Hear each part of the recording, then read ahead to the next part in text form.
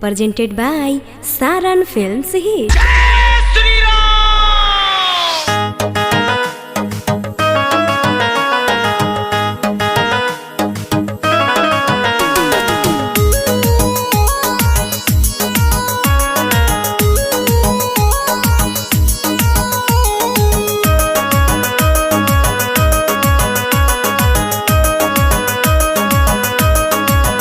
धन बारी तीनों मैया हो, धन बारी तीनों मैया हो।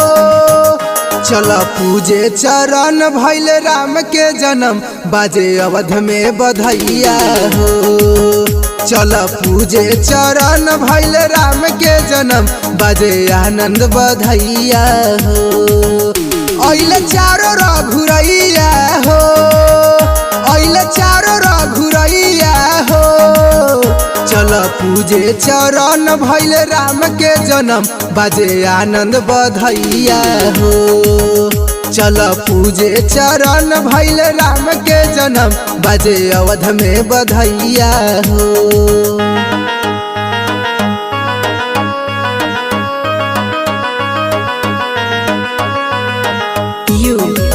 USR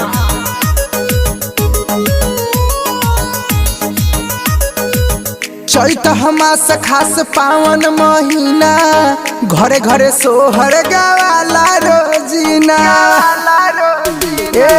चैत मास खास पावन महीना, घरे घरे सोहर गवाला रोजीना। हवे शुभ समैया हो, हवे शुभ समैया हो। चल पूजे चरण भइल राम के जन्म, बाजे अवध में बधैया हो। चल पूजे चरण भइल राम के जन्म, बाजे आनंद बधैया हो।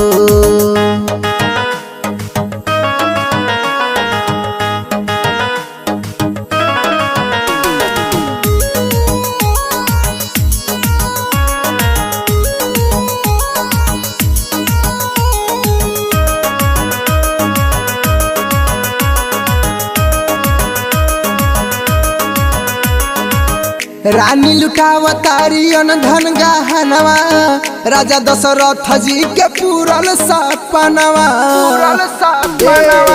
रानी लुटावतारी धन गहनवा, राजा दशरथ जी के पूरल सपनवा।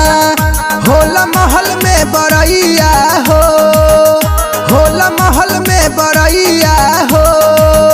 चल पूजे चरण भइल राम के जन्म, बाजे अवध में बधैया हो।